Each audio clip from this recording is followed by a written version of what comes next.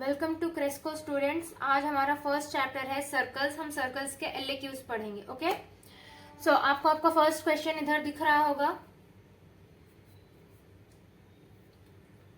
Question के हिसाब से क्वेश्चन में क्या दिया, find the value of C if the points 2, 0, 0, 1, 4, 5 and 0, C are concyclic. Concyclic का ये मतलब है कि सेट ऑफ पॉइंट्स, ये सेट ऑफ पॉइंट्स का मतलब ये 4 पॉइंट्स है ना, ये एक ही सर्कल पे लाई कर रहे। ओके, इसका ये कॉन्साइक्लिक का ये मतलब है। ओके, पॉइंट्स जो है या वो 2 पॉइंट्स भी हो सकते हैं या 4 भी हो सकते हैं, वो एक ही सर्कल पे लाई कर रहा। ओके ना, तो अब हम कभी भी आप सर्कल्स का प्रॉब्लम सॉल्व कर रहे तो आप ये फर्स्ट स्टेप ऐसे एज इट इज लिखना हर प्रॉब्लम में। इक्वेशन लेट करना, सर्कल की इक्वेशन आपको नहीं दी।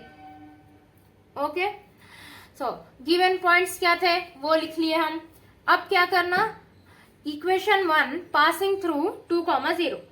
अब ये 2, 0 का क्या करना, ये equation 1 is passing through this ना, equation 1 is passing through this points. तो ये पॉइंट्स को x और y की जगह सब्सटीट्यूट करना। कैसे, देखो आप, x क्या है, इधर है x स्क्वायर, x इधर हमारा क्या है 2 स्क्वायर क्या होता 4, प्लस y क्या है 0, 0 का स्क्वायर 0, प्लस 2 इंटू जी इंटू एक्स क्या है 2 इंटू जी इंटू 2 क्यों ले रहे इधर, x is equal to 2 here. क्यों, क्योंकि इक्वेशन 1 इज पासिंग थ्रू 2, 0। हम आपको कैसे मालूम वो 2, 0 से पास कर रहा, क्वेश्चन में ऑलरेडी दे दिया कि ये 4 पॉइंट्स एक ही सर्कल पे लाई कर रहे। ये लाई करने का मतलब देखो आप इधर, ये सर्कल अब समझो ये है 2, 0 ये है, तो ये सर्कल इस पॉइंट से पास नहीं कर रहा, पॉइंट से नहीं पास कर रहा, ये कर रहा ना। सो आपको क्वेश्चन में सच मालूम हो गया कि ये सर्कल पॉइंट से पास कर रहा, कौन साइक्लिक है, ये पॉइंट्स इसके ऊपर है बोलने का मतलब। ओके, सो 2 इंटू जी इंटू एक्स क्या है हमारा 2 2 जा 4 g, plus 2 into F into Y क्या है हमारा 0, 2 into F into 0 is equal to 0, anything into 0 becomes 0, plus C equals to 0, 4 plus 4 g plus C equals to 0। ये हमारी second equation. Okay, now again equation 1 passes through 0, 1। Okay, अब इधर क्या करना, same वही 0 और 1 को x ये इक्वेशन में सब्सटीट्यूट करो। x क्या है 0, 0 का स्क्वायर 0, प्लस y क्या है 1, y का स्क्वायर 1 का स्क्वायर 1, प्लस 2 इंटू जी इंटू एक्स क्या है 0, सो 2 इंटू जी इंटू 0 क्या होता है, anything into 0 becomes 0, plus 2 into F into Y क्या है 1, 2 into F into 1 2f। Okay, plus c का c as it is 2f plus 1 plus c equals to 0। ये हमारी third equation. Now again equation 1 passes through 4, 5। अब आप 4, 5 को इस equation में सब्सटीट्यूट करके कमेंट करिए क्या आ रहा आपको इक्वेशन। देखिए, अब 4x की जगह 4 लिखना, 4 का स्क्वायर क्या होता 16, प्लस 5 का स्क्वायर 25, y की जगह 5 लिखे, 5 का स्क्वायर 25, प्लस 2 इंटू जी इंटू एक्स क्या है हमारा 4, 2 इंटू जी इंटू 4, 2 इंटू 4 8, जी का G as it is, plus 2 into F into Y क्या है हमारा इधर 5, 2 इंटू एफ इंटू 5, 2 5 जा 10, एफ का F as it is, plus C equals to 0, 8g plus 10f plus 40 sorry 41 plus C equals to 0। ये हमारी fourth equation. अब देखिए हमें फाइंड क्या करना है क्वेश्चन के हिसाब से, फाइंड द वैल्यू ऑफ सी। लेकिन हमारे पास सी एक वेरिएबल नहीं है। अगर हम जी और एफ की वैल्यू मालूम करें तो हमें सी की वैल्यू मालूम हो जाती। मैं ऐसा क्यों बोल रहा हूँ, देखो अभी इक्वेशंस में आप गौर से देखो कि एफ है, जी है, जी है, एफ है, तो हमें जी और एफ की वैल्यू मालूम हो गई। तो कोई भी इक्वेशन जी या एफ या दोनों की भी वैल्यू मालूम हो गई तो वो उसको हम ये इक्वेशंस में पुट करें तो सी की वैल्यू मिल जाती ना। तो अब ये कैसा मालूम करना जी और एफ की वैल्यू, कैसा देखिए इक्वेशन 4 माइनस इक्वेशन 3। ये मैं क्यों बोल रहा हूं, ये क्यों कर रहे हैं हम, देखो अब हमें जी, अगर ये दो इक्वेशंस है ना, अगर हम इसको डायरेक्टली सॉल्व कर दिए तो हमें कुछ नहीं, कोई वेरिएबल का आंसर नहीं मिलता, ना एफ मिलता ना जी मिलता, ना एफ मिलता ना जी मिलता। और क्यों, क्योंकि जी एफ सी तीन वेरिएबल्स है। अगर आप दो लीनियर इक्वेशंस को सॉल्व भी करते तो उसमें दो वेरिएबल्स रहते, आप एक को सेम कर देते, सब्ट्रैक्ट कर देते, फिर आपको एक मिल जाता, आप दूसरा उसमें सब्स्टिट्यूट करके दूसरा निकाल लेते। लेकिन इधर तीन वेरिएबल्स है तो आप अगर आप एक को सेम करके सब्ट्रैक्ट भी करें तो फिर दो वेरिएबल्स बचते हैं आपके। तो हम 4 माइनस 3 करने से क्या हो रहा, देखो आप 8g plus 10f plus 41 plus c minus 2f minus 1 minus c। क्या हो रहा है इधर, 8g, g का कोई टर्म नहीं है, 8g एज इट इज लिख दो। f का टर्म है ना 10f minus 2f plus 8f, 41 minus 1 plus 40 plus c minus c क्या होता है, 0 होता है ना। प्लस c और प्लस c माइनस c क्या होता है, 0।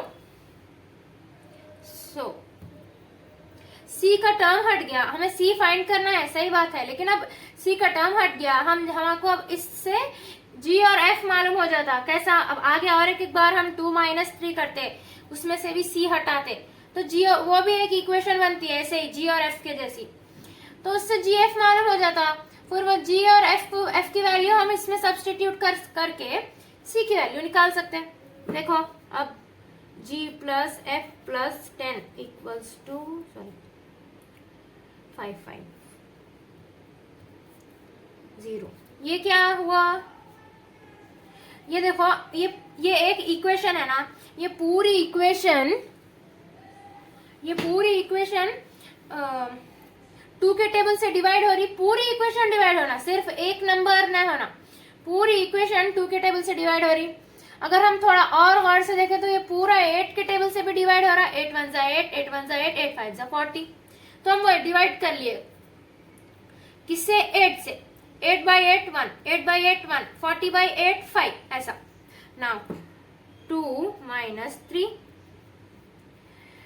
4 plus 4g plus c minus 3 क्या है, 2f minus 1 minus c equals to 0। 4 minus 1 3 plus 4g, कोई टर्म नहीं और 4g का, 4g एज इट इज लिख दो, प्लस c माइनस c 0, और बचा क्या माइनस 2f इक्वल्स टू 0। ये हमारी 6th इक्वेशन है। अब आप इन दोनों इक्वेशंस को सॉल्व करें तो आपको g और f की वैल्यू मिल जाती। g और f की वैल्यू मिले तो हम इस इक्वेशन में सब्स्टिट्यूट करके c की वैल्यू निकाल सकते हैं।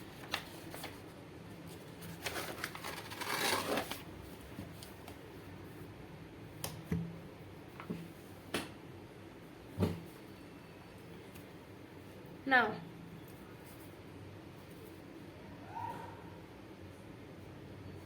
Solving 5 and 6, g plus f plus 5 equals to 0। 6th equation क्या थी हमारी, 4g minus 2f plus 3 equals to 0।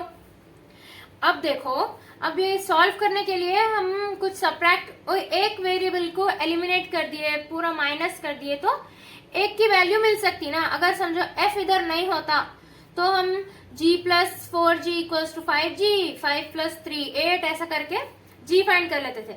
लेकिन अब 2 भी है, तो लीनियर इक्वेशंस कैसे सॉल्व करते हैं आपको पता होगा ना।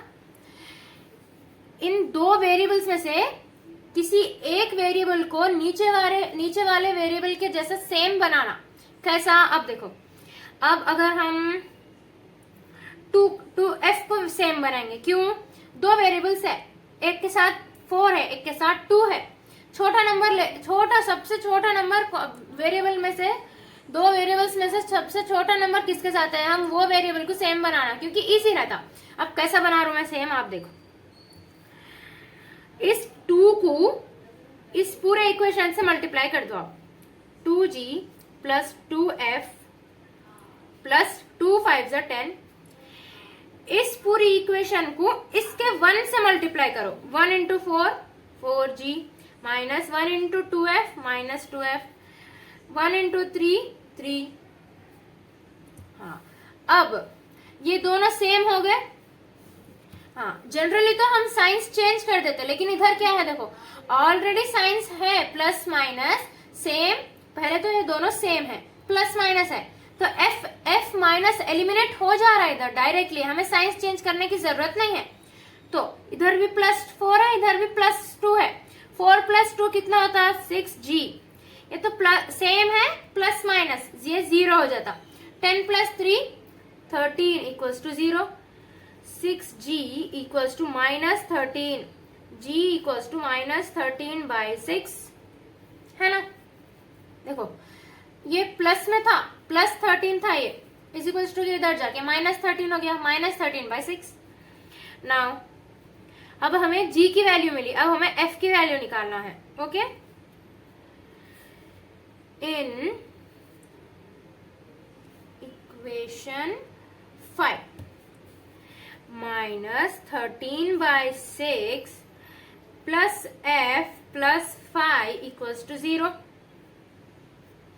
अब इन सब को हम 6 से मल्टीप्लाई कर लेते, क्यों, दोनों तरफ भी 6 से मल्टीप्लाई कर लेंगे। ओके, 6 इंटू 0 0, 6 इंटू, अब देखो 6 इंटू माइनस 13 बाई 6, ये मल्टीप्लीकेशन में है ना, 6 1 जा 6 1 जा, ऐसा हो जाता। बचा क्या, माइनस 13 प्लस 6f प्लस 6 5 जा 30, 30 माइनस 13 कितना होता 17, 6f plus 17 equals to 0, 6f equals to minus 17, f equals to minus 17 by 6।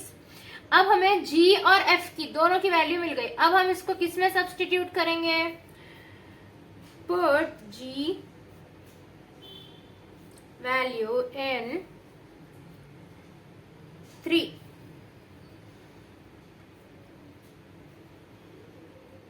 Okay, not g, only f, लेकिन हम g एंड f दो भी फाइंड कर लिए।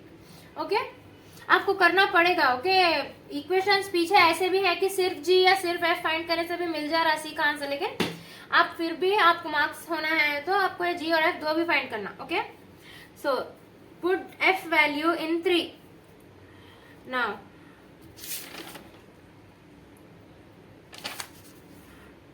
2 into minus 17 by 6 plus 1 plus c equals to 0, 2 1। Okay, no, हम इसको ऐसे रखेंगे। अब ये पूरी इक्वेशन इधर और इज इक्वल्स टू के इस तरफ और इस तरफ 6 से मल्टीप्लाई कर लो, तो 6 इंटू 2 इंटू माइनस 17 बाई 6 करे तो 6 1 जा कट कैंसिल हो गया। 1 into 2 2, 2 into minus 17 is minus 34। Okay,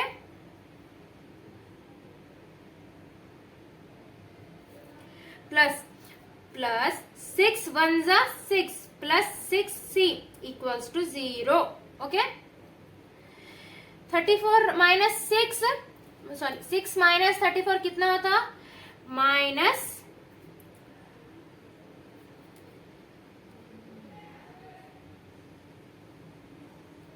-28 plus 6c equals to 0।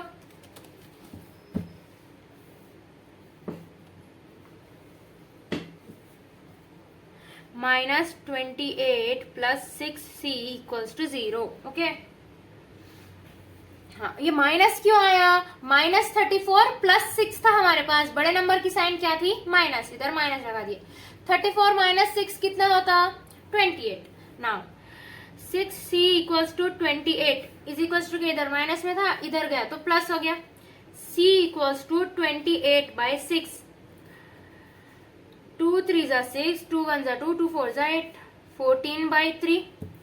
c की वैल्यू हमारी क्या आई, 14 बाई 3। अब c की वैल्यू तो मिल गई, एक एक्स्ट्रा स्टेप भी है, वो आप लिखना है एग्जाम में भी, कि हेंस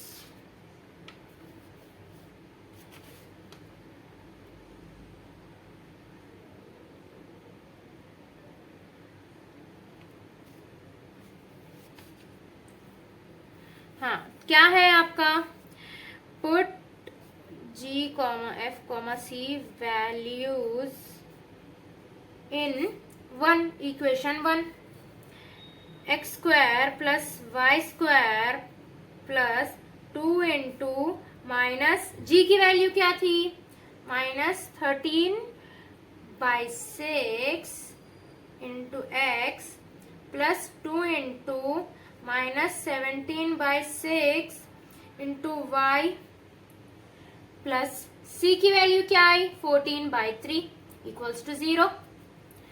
अब X square plus Y square minus 2 1 जा 2 3 जा 2 1 जा 2 3 जा -13x by 3 -17y by 3 plus 14 by 3 equals to 0। अब हम इसको और कैसे लिख सकते हैं, अगर हम ऐसा लिखें तो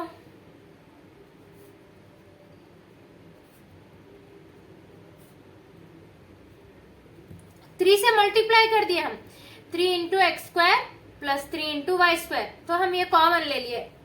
ओके, 13 बाई 3 इंटू 3, 3 1 जा कैंसल, ये भी वैसे ही, ये भी वैसे ही हो गया। ये एक्स्ट्रा स्टेप था जो आपको लिखना था।